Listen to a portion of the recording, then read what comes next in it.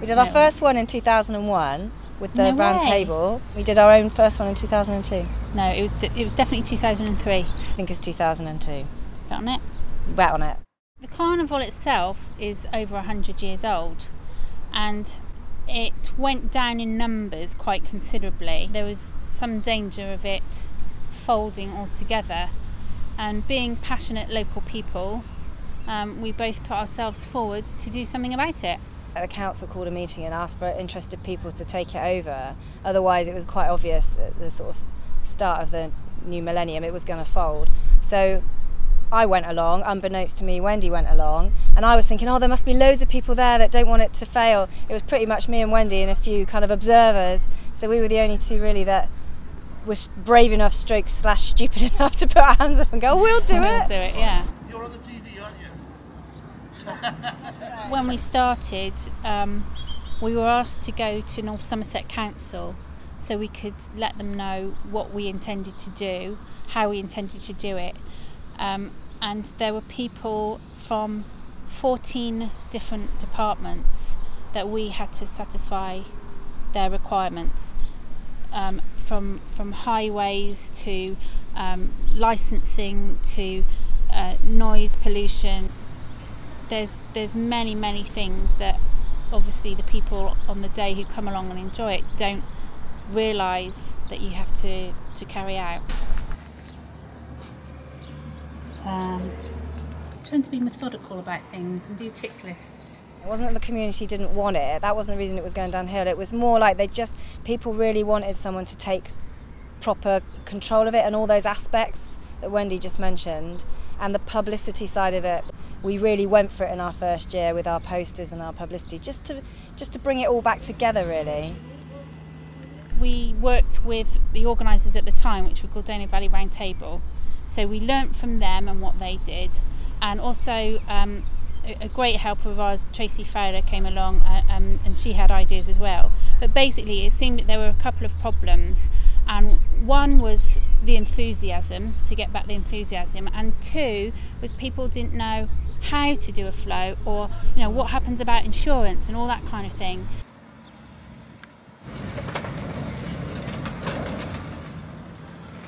We learn every year, and now 10 or 12 years down the line is a more streamlined process, but in that first year we were so happy with the way everybody got involved and the enthusiasm, that's when the idea of, hey, next year we're going to have the Red Arrows came along.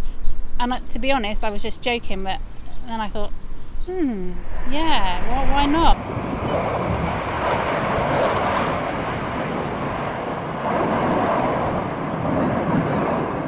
Wendy's in charge of the procession and I'm in charge of the field, so I've never ever seen the procession ever. I think I've seen it once, and even then I was mindful of, I've got to get back, and people are phoning me and the security had arrived and blah blah blah.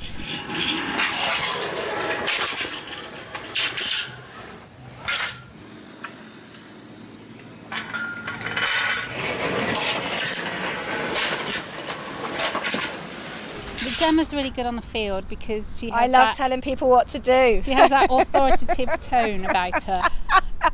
That's very polite. Yeah. Go back, go back. They just prefer it, and I can see where they're coming from. The appetite to come on the field is the same, if not more, than previous years. We've got a lot of the community stalls and charities, and I do think just that 12 months of fallow year, it's done everyone the world of good, the community and us. The independent businesses in the high street are brilliant and really do support us, but we're also pleasantly surprised by the co-op's involvement. They've been very good. They put floats in. And fantastic floats as well. Fantastic really. Floats. The Osmond family have put in some amazing floats and a very long history of involvement way before we started doing the event. Another year, Mandy Blake, she's sadly no longer with us, but she used to run Best Behaved Dog School, and 101 Dalmatians just swept the board. All the dogs were dressed up as Dalmatians and all the owners were dressed up. I think when you have one in the procession that does brilliantly and wins a lot of trophies one year, it spurs everyone else on. To judge, and our local councillors do the judging outside the folk hall, have such a hard job. My favourite bit is, as I'm coming from the the seafront in the fire engine to get down to the other end of the village, and I come around the corner in cab stand, it takes my breath away, and I usually cry at that point.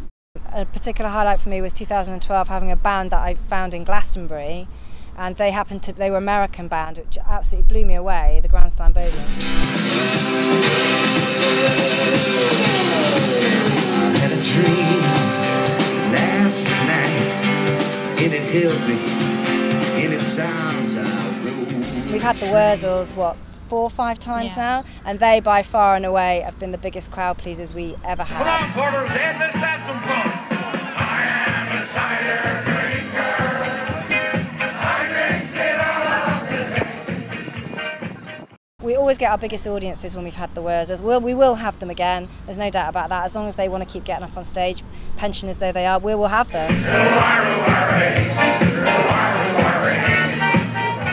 Portishead's grown a lot in the last 15 years, and that was another reason we wanted to really push through with Carnival, was to bring the new people in. It is a real community that's brought together thousands of people for one day in Portishead. That to me is the most, in this weird digital age that we live in, is the biggest achievement, I think. I really enjoy seeing people come together.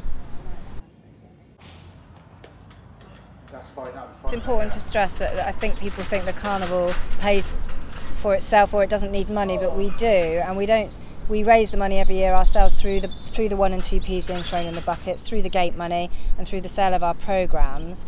And also we do have some costs for people that come on the field, they hire the space. But to put an event on like this with current health and safety legislation, it's a good few £1,000s. So every year we have to know that we've got enough money to pay for this year's event and also keep some back to start next year's event, the ball rolling. We never want to start with zero. I think for me it's just my passion to think, when I was a young girl, that my family used to take me to the high street to see the Carnival, which for me was the most exciting thing after Christmas. The main reason we did take over this event was our childhood memories. We were driven by a passion for it and a kind of knowing that we could work together.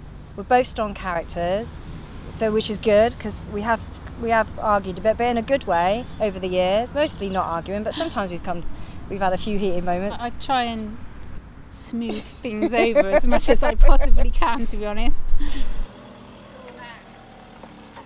It's worth stressing that even though we're the kind of figurehead of it in terms of the organisation, without the community we'd just be a blonde and a brunette going, oh, let's have a carnival, you know. Without people behind us and the organisations in the town behind us, we haven't got an event to put on.